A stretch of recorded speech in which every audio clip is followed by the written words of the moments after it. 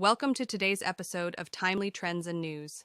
This podcast is 14 minutes long and will explore how the Great Bear Sea Initiative supports Indigenous communities, including the Gitga'at, Heiltsuk, Kitasoo, Xai'xais, and Nuxalk Nations from British Columbia's stunning north coast. Through this partnership, we'll see how conservation efforts create sustainable jobs and protect natural resources. Let's get started. Rise up strong and bold, our voices heard, our stories told. Indigenous power, a force unseen, a new dawn breaks a future seen. You know how we always hear that protecting nature comes at the cost of economic growth? Yeah. Well, get ready to have that idea flipped on its head. Okay. Because today we're diving into the Great Bear Sea Initiative. Okay. It's a groundbreaking project that's rewriting the rules of resource management. Yeah, what's really exciting about this initiative is that it's not just about conservation. Right. It's about weaving together Indigenous leadership, economic development, and a deep respect for the intricate web of life. That makes the Great Bear Sea so unique. Okay, so first let's set the scene for our listener. Sure. We're talking about a vast stretch of ocean off the coast of British Columbia, right? That's right. Okay. The Great Bear Sea spans over 100,000 square kilometers, encompassing Haida Gwaii and waters around northern Vancouver Island. Wow. It's a breathtakingly beautiful region. Okay. But more importantly, it's one of the most ecologically diverse and productive cold water ecosystems on the planet. So we're talking whales, salmon, kelp forests. The works. Absolutely. But it's not just about pretty scenery. Right. What are some of the challenges this region has been facing? Well, for decades, the Great Bear Sea has been under pressure from industries like logging and fishing. Yeah.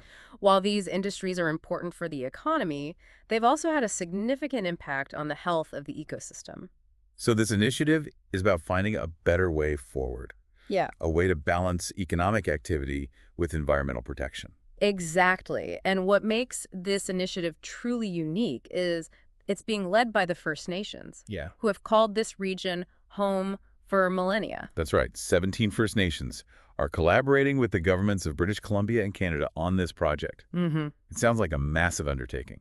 It is, and they've secured a significant amount of funding to make it happen. Oh, wow. $335 million to build this new economy over the next 20 years. Now, this brings us to a key question that I think a lot of our listeners are probably wondering about. Okay. How will this initiative directly affect the First Nations communities in the region? That's a great question, and it goes to the heart of what makes this initiative so special. Okay. You see, for the First Nations, this is about much more than just protecting nature. Right. It's about reclaiming control over their traditional territories and resources. It was about self-determination. Yes. About ensuring that the benefits of conservation flow directly to the people who have been stewards of these lands and waters for centuries. Precisely. And it's also about economic empowerment. Okay. The initiative is specifically designed to create new businesses and jobs that will directly benefit these communities, Yeah. giving them more control over their own economic futures. So we're not just talking about conservation. Right. We're talking about social and economic justice as well. Absolutely. It's about recognizing and respecting Indigenous knowledge and stewardship practices, which have sustained these ecosystems for millennia, Yeah. and integrating those practices into modern resource management approaches. Now, you mentioned creating jobs. What kind of job opportunities are we talking about here? Sure. Will this initiative actually lead to a significant number of new jobs? That's one of the most promising aspects of this project. Okay. They're projecting the creation of 3,000 new jobs over the next 2 decades. Wow, 3,000 jobs. Yeah, That's a pretty impressive number. it is. What types of jobs are we talking about? We're seeing everything from small-scale forestry and ecotourism to kelp farming and tugboat operations run by First Nations communities. Amazing. And then there's the Guardian Watchman program. Yes. Those sound fascinating. Can you tell us a little bit more about that? Imagine a blend of biologists and Coast Guard, Cool. patrolling the coast, monitoring the ecosystem's health, and protecting the region's natural treasures. Cool. It's a unique program that blends traditional knowledge with modern science.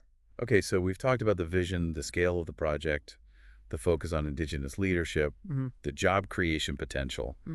But how will they actually measure the success of this initiative? What are the metrics they'll be looking at? That's a crucial question, and it's one of the things that sets this initiative apart. Okay. They're not just relying on vague promises or good intentions. Yeah. They've established clear and measurable goals.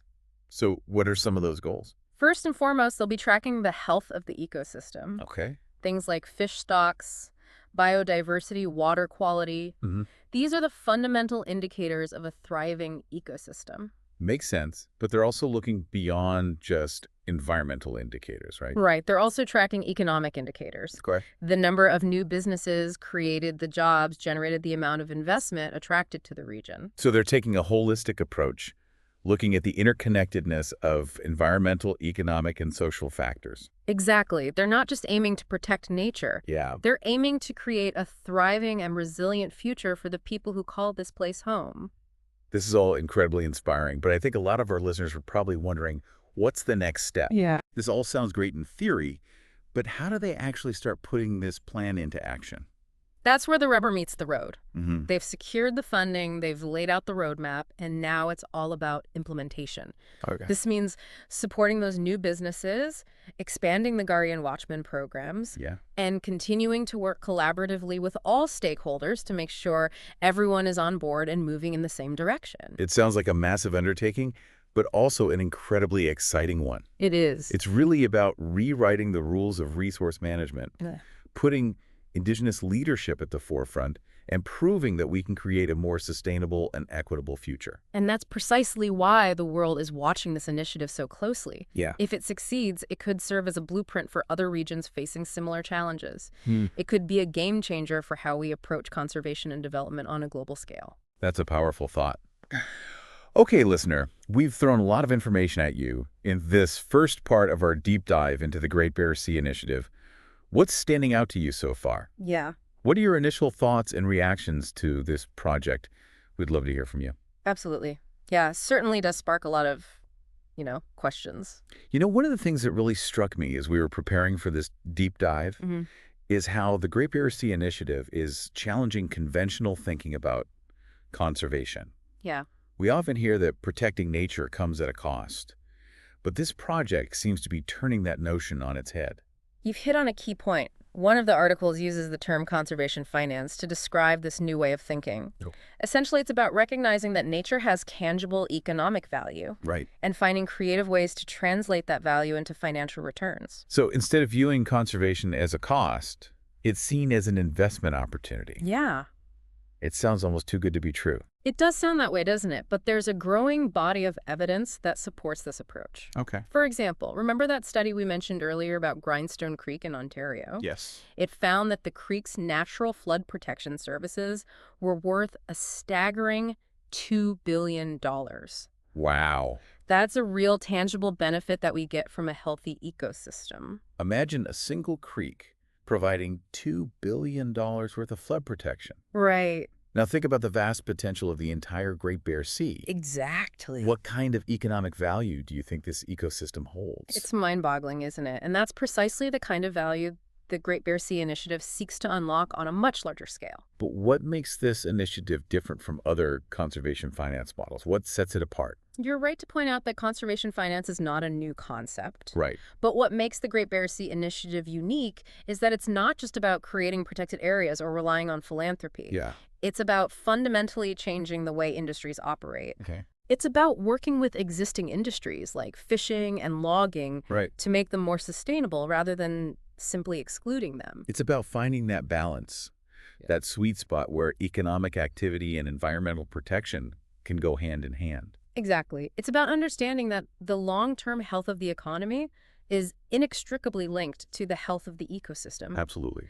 And remember, this entire initiative is built on the foundation of Indigenous leadership.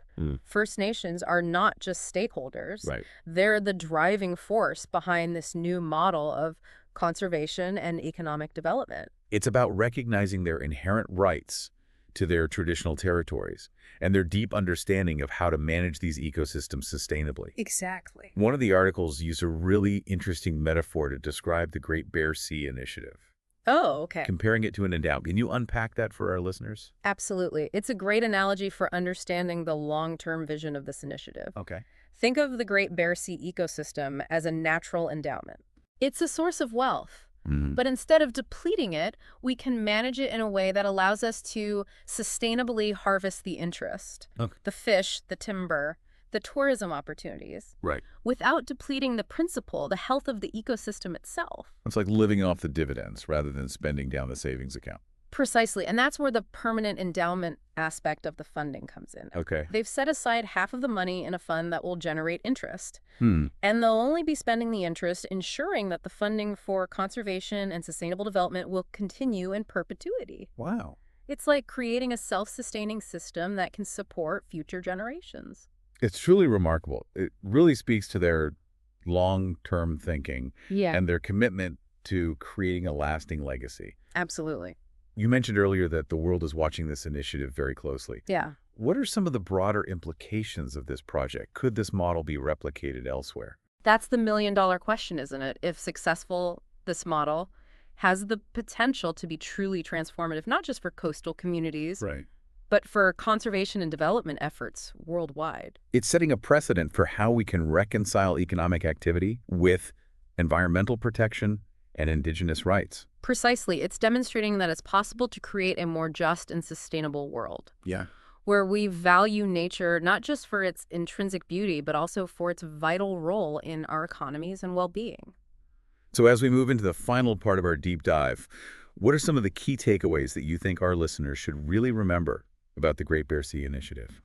Well, for me, the Great Bear Sea Initiative really highlights the power of collaboration. We're talking about 17 First Nations, 2 levels of government, and various industries all coming together to forge a new path forward. It really is. It's a testament to what's possible when we move beyond the old adversarial approach. And embrace a spirit of partnership. And what's really exciting is that this collaboration is grounded in a deep respect for Indigenous knowledge Right. and stewardship practices. That's a key point. We've talked about how this initiative is flipping the script on traditional resource management, but it's also flipping the script on power dynamics.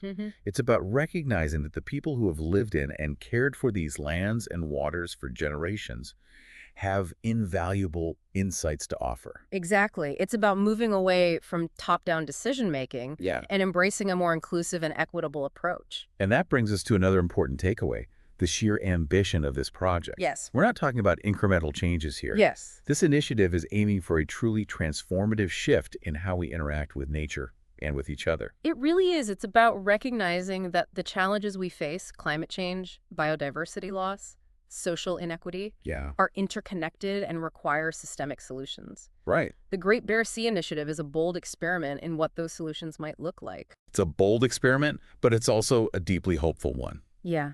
It's showing the world that another way is possible, a way where we can protect nature, create economic opportunities, and build a more just and equitable society all at the same time. Absolutely. And it's not just a pie-in-the-sky idea. Right. They've put together a concrete plan, secured the funding, and are already starting to implement it. It's exciting to think about the ripple effects this project could have, not just in the Great Bear Sea region, but around the world.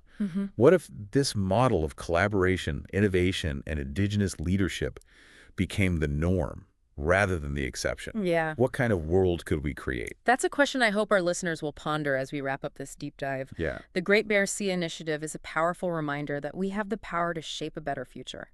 It's not going to be easy, Right. but it's absolutely essential.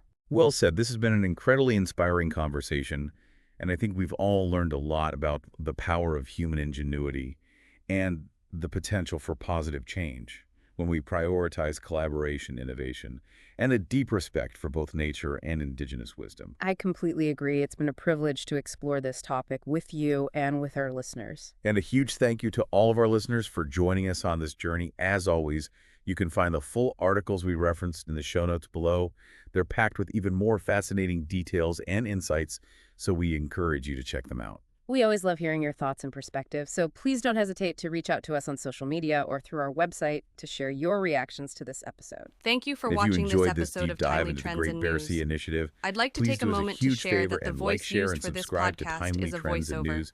It really And the helps photo us you spread the see word here and has keeps been us enhanced motivated using to bring AI you technology. more thought-provoking content Please like note, this. when Your I use support Notebook means the LM world to to create the us. podcast, Thanks again for tuning in. some Until indigenous next time, community names keep might not be exploring, pronounced correctly. keep learning, I and keep deeply asking those respect big all questions. communities and their identities, and I always strive for accuracy.